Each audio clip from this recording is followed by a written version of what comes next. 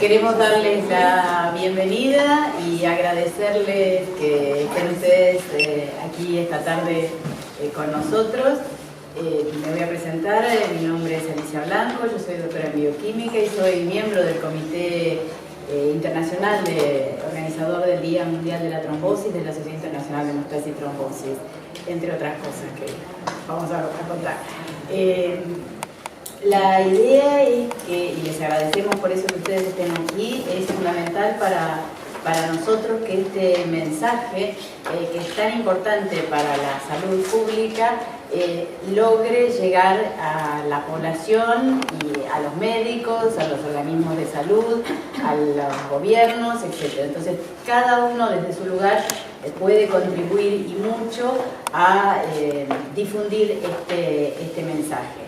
No voy a decirles más, simplemente ahora voy a presentar a la doctora Patricia Casais. La doctora Patricia Casais es doctora en medicina, es miembro del Instituto de Epidemiología de la Academia Nacional de Medicina y es también médica hematóloga en el Centro de Hematología Pavlovsky y está encargada de la coordinación del grupo de trabajo sobre el Día Mundial de la Trombosis para difundir eso aquí en la República Argentina.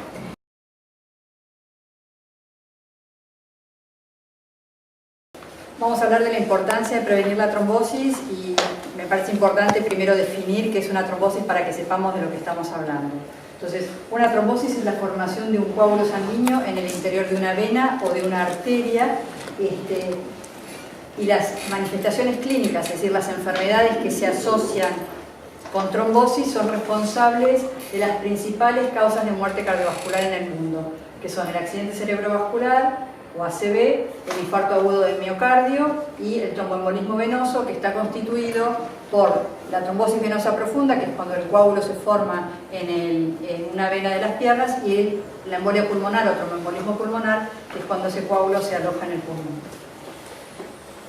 ¿Es importante hablar de la trombosis? La respuesta es sí.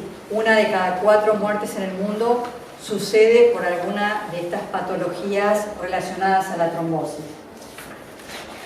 En un estudio muy importante que se llevó a cabo por iniciativa de la Organización Mundial de la Salud y del Banco Mundial en el año 2010, se estudiaron el impacto de las enfermedades, de las injurias y de los factores de riesgo a nivel mundial. En el año 2010 hubo casi 53 millones de muertes en el mundo, de las cuales el 65%, que son 34 y pico de millones, fueron por enfermedades no transmisibles, entre ellas estas.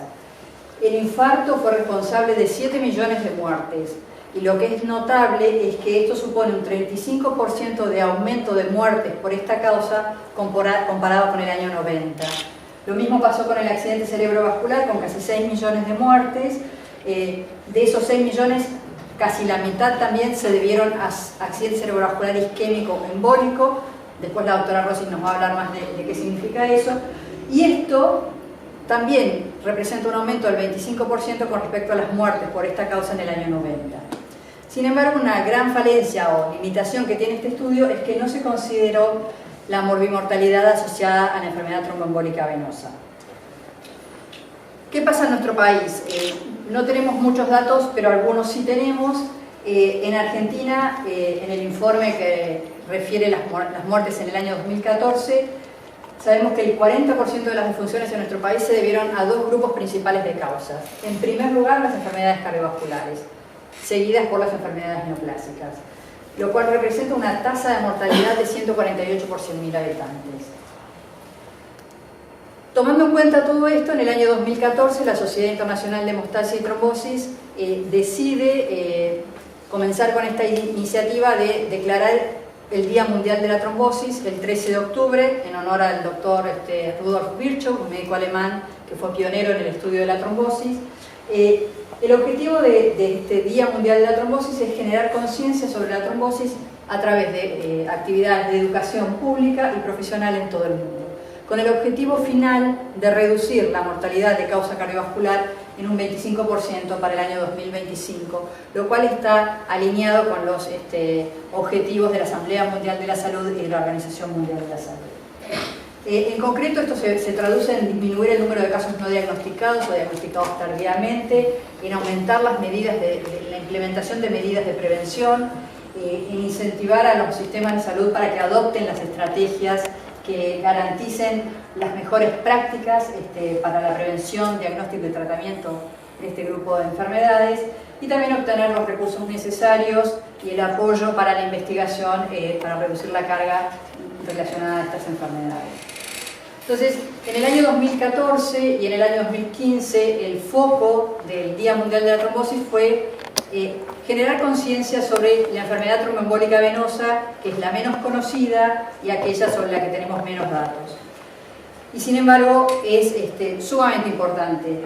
Si consideramos que en el mundo se mueren cada año más personas por enfermedad tromboembólica venosa que por SIDA, por cáncer y por accidentes automovilísticos juntos, nos damos cuenta de la importancia de este problema y de tratar de evitarlo.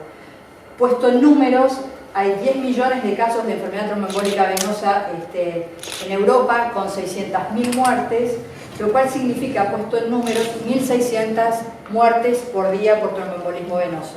Estamos en el marco del Congreso Argentino de Hemostasia y Trombosis, donde tenemos más de 800 inscritos. El doble de los que estamos aquí estaríamos muertos por día por tromboembolismo venoso. Al iniciar esta campaña, en el año 2014, la Sociedad Internacional realizó una encuesta en varios países del mundo sobre el conocimiento de la gente sobre la enfermedad tromboembólica venosa. En nuestro país tuvimos la suerte, como la doctora Blanco es una de las miembros del Comité Organizador Internacional, tuvimos la suerte de que esa encuesta se hiciera en nuestro país, entonces sabemos de dónde partimos. Y en concreto en nuestro país solo el 66% de la población tiene conciencia de que existe algo que se llama tromboembolismo venoso, versus el 95% sabe que es un infarto, pero solo el 21% de las personas encuestadas conocía los síntomas de la embolia pulmonar, que es potencialmente fatal. Entonces se hizo la campaña y yo les quiero dar el impacto a nivel mundial de lo que se hizo en el 2014 y en el 2015. La respuesta fue impresionante a nivel mundial y en nuestro país, gracias a todos los colegas y a la prensa y a toda la gente que nos ayudó a difundir estos temas, fue también muy importante. En el 2014, 50 países que englobaron a 175 organizaciones científicas y de salud participaron del movimiento. Se hizo una encuesta en 9 países, se publicaron 5 trabajos científicos, hubo 153 millones de apariciones en la prensa en 53 países, 10 millones de conversaciones en Twitter y alrededor de 150.000 visitas en Facebook. Y en el año 2015,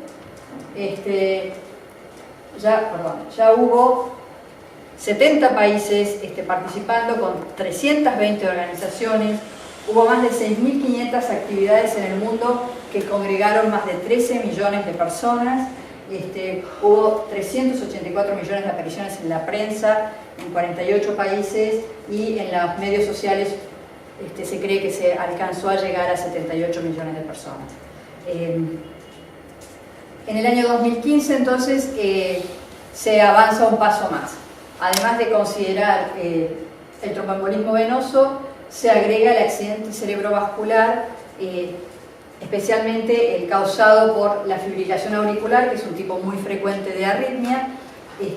Se diagnostican por año en el mundo alrededor de 5 millones de casos nuevos de arritmia, de este tipo de arritmias en el mundo, y esta arritmia puede causar coágulos que se desprendan y que viajen al cerebro y causen un accidente cerebrovascular. Estos accidentes cerebrovasculares secundarios a la fibrilación auricular son en gran parte prevenibles también. Entonces, antes de dejar hablar a las doctoras que nos van a hablar de los factores de riesgo de trombosis venosa y factores de riesgo de trombosis arterial, quería hacer una especificación de qué significa hablar de factores de riesgo, de riesgo. Cuando hablamos de riesgo, y es lo que van a hablar en la inmensa mayoría de los casos, en general se habla de riesgo relativo y se compara la incidencia, es decir, los casos que hay, por ejemplo, de trombosis entre los que tienen determinado factor de riesgo comparados con los que no tienen el factor de riesgo. Y no todos los factores de riesgo son iguales, algunos tienen mucha más posibilidad de causar trombosis que otros. Y también un dato importante es que se asocien o que haya un factor de riesgo no significa que necesariamente sea la causa, es un factor de riesgo. Por otro lado, el riesgo absoluto es la incidencia o la frecuencia en una población. Es lo que tiene impacto clínico. La doctora nos va a explicar, seguramente que si uno anticoagula a los pacientes que tienen fibrilación auricular disminuye el riesgo absoluto de que tengan un accidente cerebrovascular.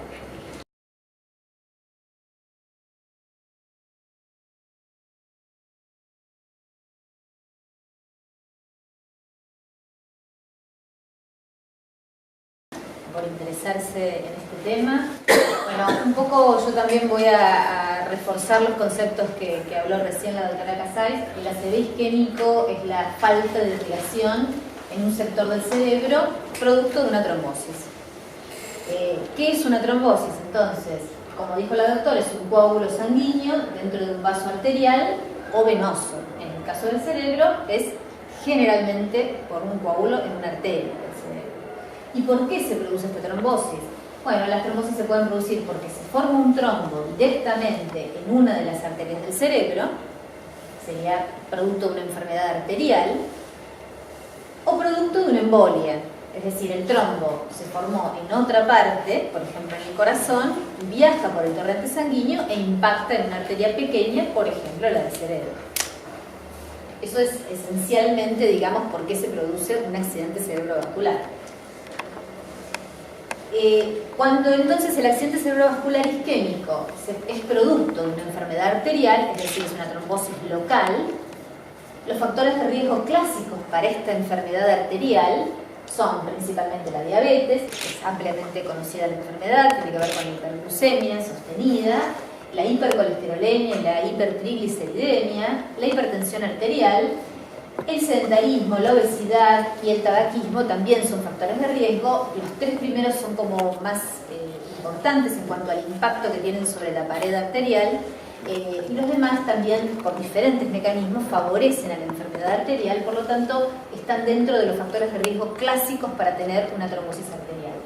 Tenemos otros factores de riesgo, como algunas proteínas y anticuerpos que están en la sangre que pueden favorecer, digamos, a la trombosis, pero no son factores de riesgo clásicos, y los factores que nosotros más tenemos en cuenta habitualmente son estos factores cuando hablamos de enfermedad arterial.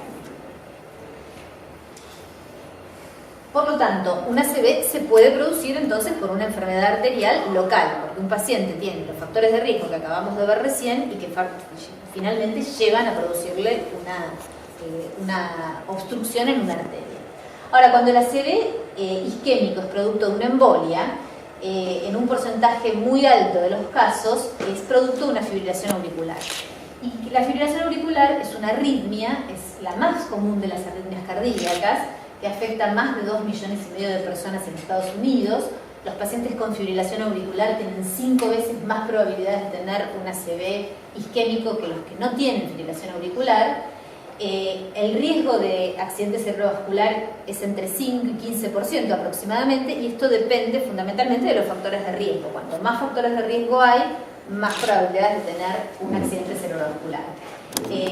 Dependiendo de los estudios que se han hecho en los pacientes, por ejemplo, de más de 80 años, esto asciende hasta un 24%, porque la edad, a medida que avanza la edad, empieza a ser también un factor de riesgo para hacer tanto fibrilación auricular como embolia por fibrilación auricular. Bueno, la aspirina es uno de los tratamientos que nosotros damos para reducir este riesgo, y reduce este riesgo en un 25%. La warfarina es un anticoagulante oral que también lo damos para prevenir la embolia en estos pacientes y reduce este riesgo en un 68%. Y los anticoagulantes directos, que son unos nuevos anticoagulantes orales, también los prescribimos y reducen aproximadamente en un 74% este riesgo. Aproximadamente 3 millones de personas tienen un ACV isquémico por año, y el ACV isquémico secundario a una fibrilación auricular está asociado con una tasa de mortalidad que es de alrededor del 25% a los 30 días y 50% al año, es decir, es muy alto el porcentaje. Y sabemos que aproximadamente 2/3 de estos ACV pueden ser prevenidos con un apropiado tratamiento anticoagulante.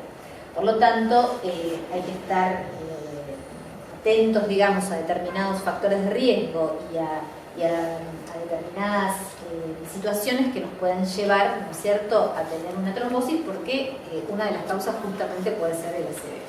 Esto simplemente es un score en la que nos basamos los médicos para ver qué pacientes tienen más factores de riesgo para hacer este ACV. Entonces le ponemos puntos a esta escala, digamos, y cuanto más puntos sume el paciente, más riesgo tiene. Entonces, de este lado están los factores de riesgo, que son prácticamente los mismos que nombramos recién, y de este lado está el porcentaje de ACV isquémico por año, dependiendo de la cantidad de puntos que uno suma, digamos, en esta escala o score, ¿no es cierto? Bueno, también, por supuesto, evaluamos el riesgo hemorrágico de los pacientes, porque como nosotros le damos un tratamiento anticoagulante, los pacientes además tienen mayor riesgo hemorrágico, producto fundamentalmente del tratamiento anticoagulante.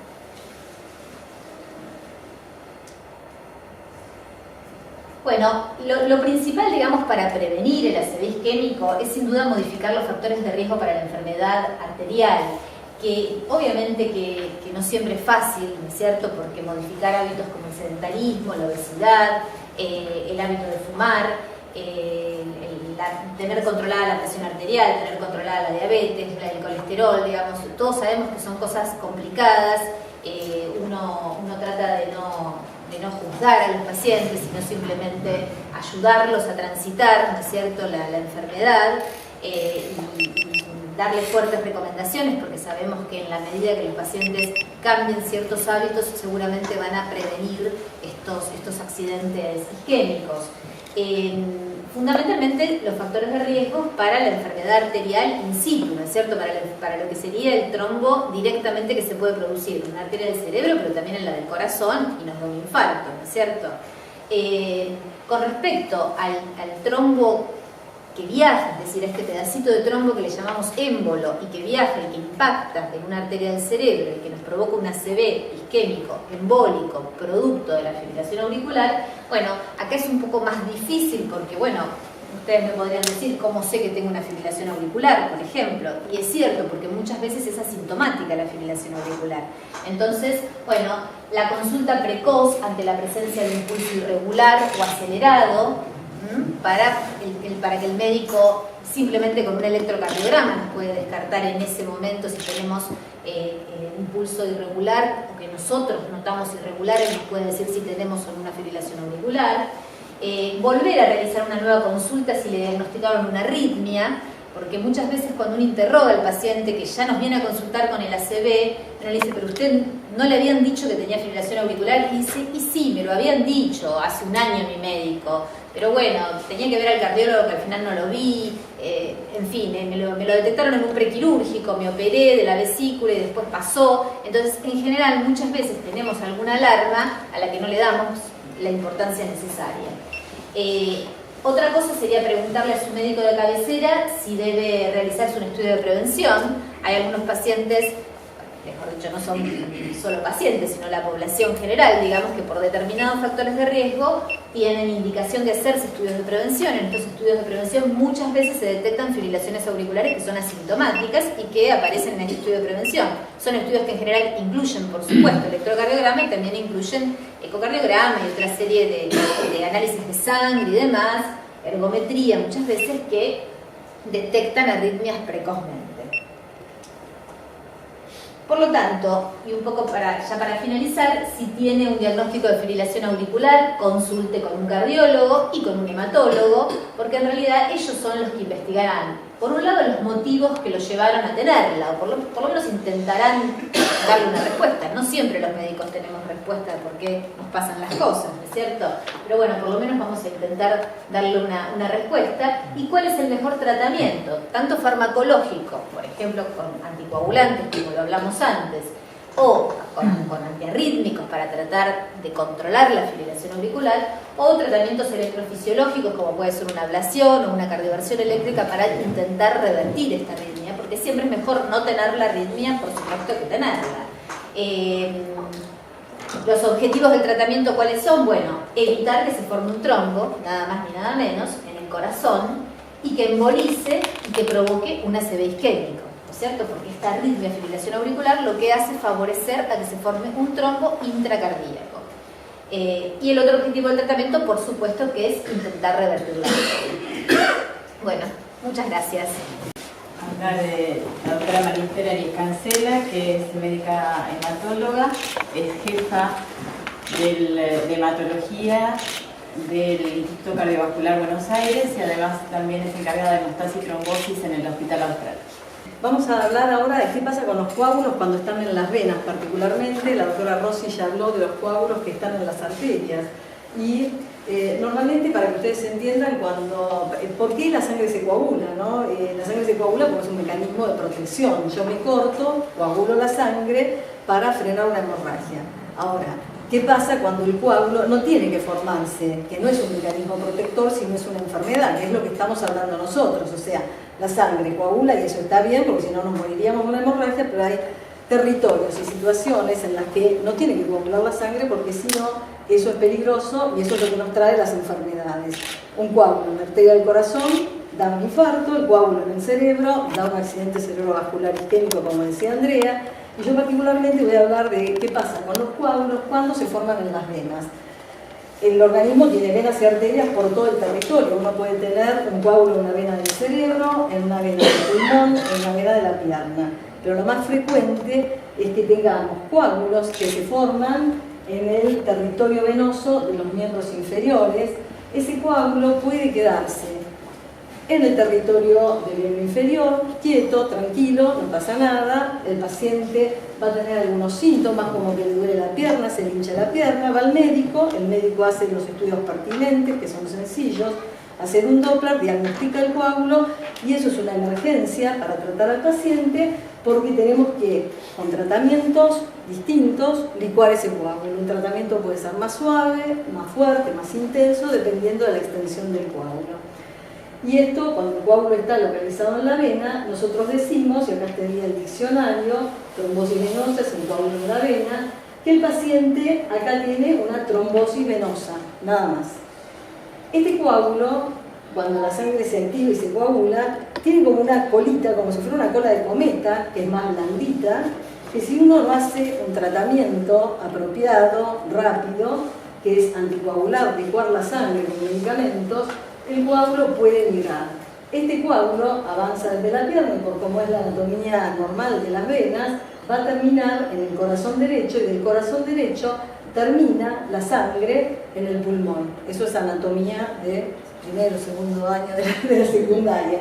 Pero la idea es que el coágulo viaja de las venas de las piernas hacia el corazón derecho y el pulmón actúa como una especie de filtro, porque la sangre va ahí a oxigenarse. Entonces, el coágulo que se formó inicialmente en la pierna puede terminar impactado en el pulmón. ¿Y qué pasa cuando un coágulo se va al pulmón?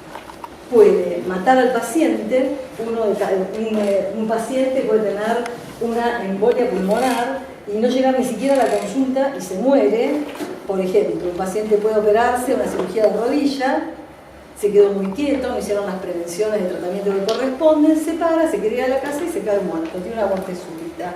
Y así es peligrosa la trombosis venosa y la embolia de pulmón. Mata a la gente y eso es lo que nosotros queremos evitar, porque todo esto de formarse el coágulo, que el coágulo viaje y llegue al pulmón es una muerte prevenible. Obviamente hay coágulos que son más pequeños, organismos más saludables, gente que está muy bien y que tolera que un coágulo le tape por ahí todo el territorio, no, un pedazo del territorio de las arterias pulmonares. Pero bueno, eso sería la fisiopatología de lo que nosotros llamamos, porque esto en verdad es solo una enfermedad, es la enfermedad tromboembólica venosa, un coágulo en el territorio venoso de las piernas que viaja y que puede ir, pasa por el corazón y se va al pulmón. Bueno, con respecto a las generalidades, ya habló Patricia, es responsable de la enfermedad tromboembólica venosa de una de cada 4 muertes. O sea, estamos 4 sentaditos acá, si los 4 tuvimos trombosis, uno nos vamos a morir. Es causa de muerte, es una causa de muerte subestimada, ¿sí?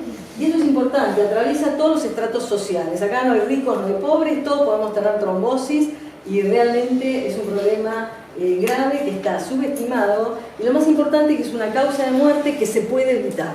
Entonces, cuando algo se puede evitar, es como decir, yo me voy a subir, no sé, al balcón y no tengo baranda. Y bueno, te vas a subir y te vas a caer. Esto es lo mismo. Nosotros podemos poner la baranda y decirle al paciente, vamos a hacer estas cosas para que usted no tenga una trombosis.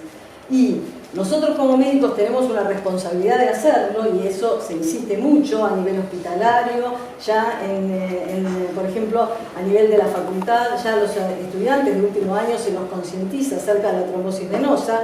Cuando yo hacía medicina, la trombosis venosa casi ni se estudiaba, no le dábamos la importancia que tiene ahora, y a veces es bastante confuso, porque cuando sobre todo un paciente joven tiene una trombosis venosa, nadie piensa en el diagnóstico y realmente a veces es bastante complicado.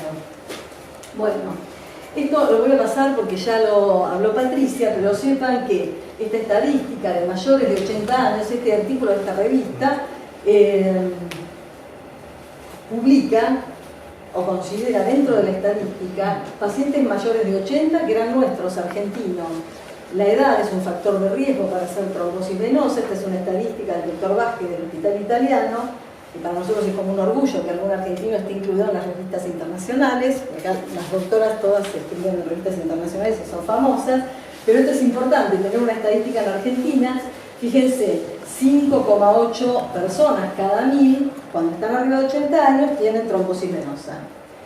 Bueno, lo que les decía antes, esto, complicación silenciosa. Silenciosa porque podemos tener una trombosis y a veces pasa un tiempo hasta que los síntomas nos hacen consultar al médico. Uno siente un dolorcito en la pierna y dice, tuve un desgarro, pisé mal, y va pasando. Y por ahí después uno termina internado grave en un sanatorio.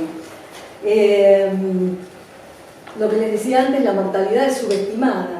Subestimada porque cuando se hacen estadísticas de mortalidad, los pacientes dicen, ¿de qué se murió el paciente? Y estaba internado y tenía una neumonía. Pero si a ese paciente le hiciéramos la autopsia, probablemente tenga, además de la neumonía, embolia del pulmón o trombosis venosa asociada. Bueno, ¿qué es ¿a qué llamamos nosotros poblaciones en riesgo? Nosotros como médicos, sobre todo en los sanatorios, en los hospitales, tenemos que, y lo hacemos de hecho, generar como una conciencia y hacer desde el lado médico campañas que son muy intensas para tratar de bajar la cantidad de pacientes que van a hacer trombosis mientras están internados en el hospital.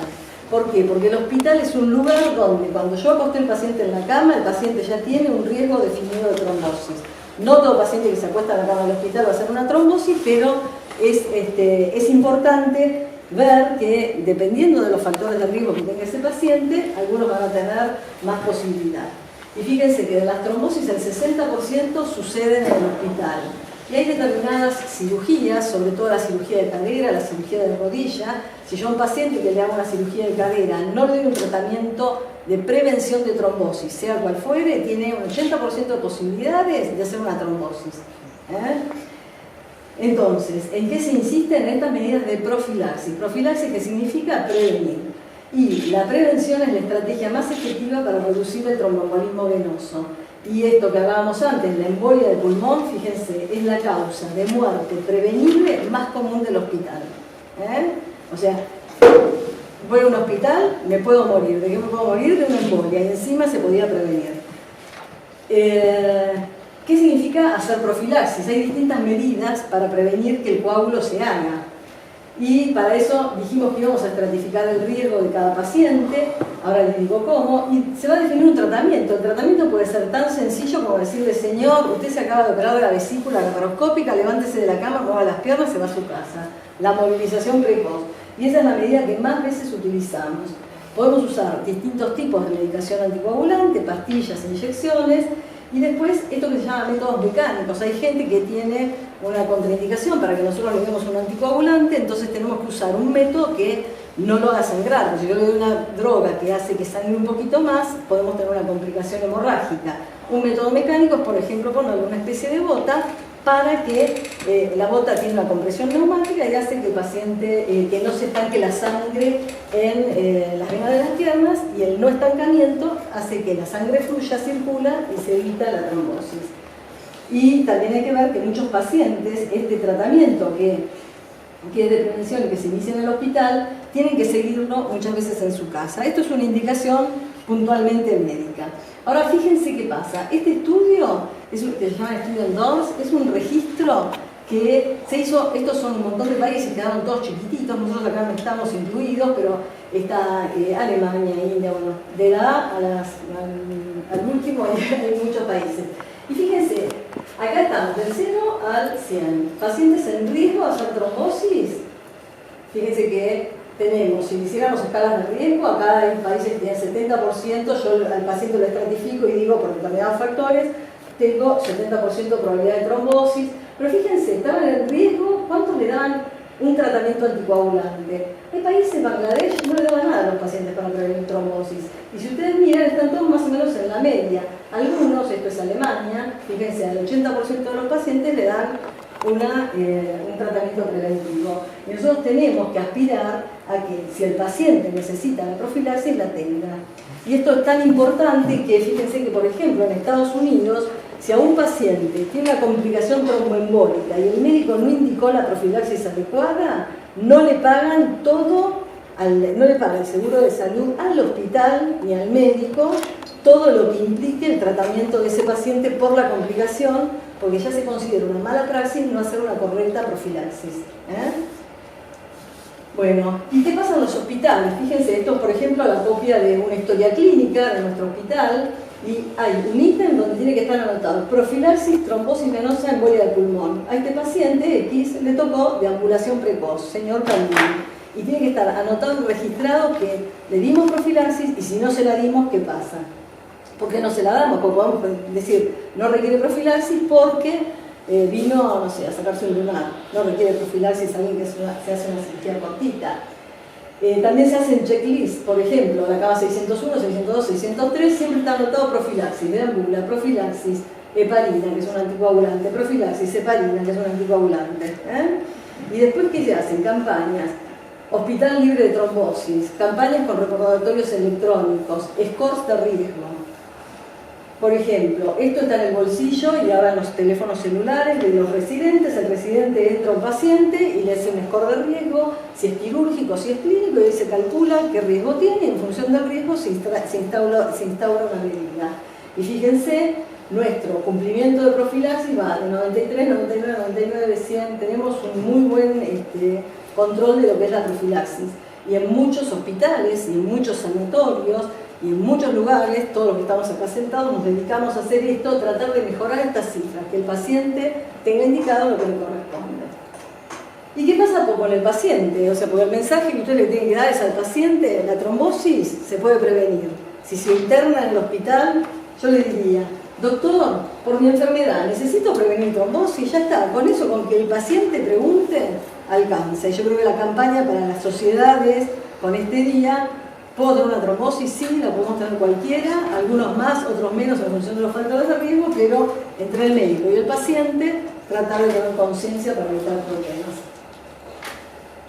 Este es un estudio epidemiológico, lo vamos a pasar rapidito, pero esto es un estudio que se llama, es un grupo de personas, una cohorte de personas, el estudio Framingham, esto está por publicarse, donde empiezan a estudiar un grupo de personas, a sus hijos, a su descendencia, a otros residentes.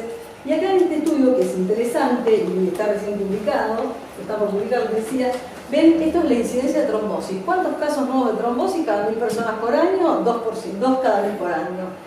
Y acá analizaron todos los factores de riesgo. ¿Y qué hace que un paciente tenga más trombosis venosa? La obesidad y la edad. La edad, como veíamos en nuestra estadística, también acompañaba, iba a 5,8 casos arriba de 80 años. Y la obesidad. ¿Y la obesidad qué implica? Implica sedentarismo, quedarse quieto, alteraciones metabólicas que hacen que uno tenga un perfil protrombótico. Bueno, esto de la mortalidad ya lo habíamos visto y ellos ven la misma cifra, aumenta 4 veces el riesgo de morirse cuando uno tiene enfermedad tromboembólica venosa.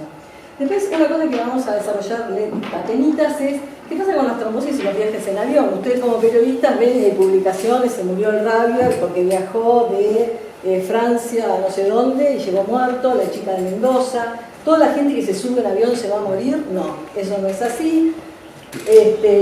Lo que sí hay es el viaje en sí, hay muchísimos estudios hechos en pilotos que dicen que subirse a un avión no es un factor de riesgo para morirse de embolia de pulmón. pero sí hay que tener en cuenta algunos detalles. La duración del viaje puede tener que ver con el riesgo de desarrollar trombosis. El punto del viaje también es dónde viajo en el avión. No es lo mismo viajar en turista, donde uno no puede cruzar las piernas, que fantásticamente dormido en primera. Así que la duración del viaje es importante y fíjense, un viaje de más de 4 horas, tenemos una trombosis cada más o menos 5.000 pacientes.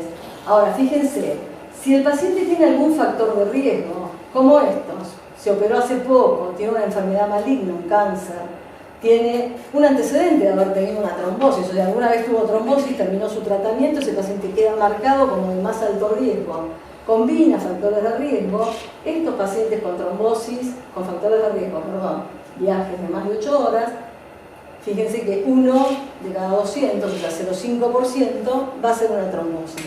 Y ahí nosotros activamente, cuando un paciente termina o tiene factores de riesgo, uno como médico debe educar y decirle, mire, si se va a subir al avión, va a tener un viaje largo, tiene alguno de estos factores, le vamos a dar algún tratamiento para que no desarrolle trombosis.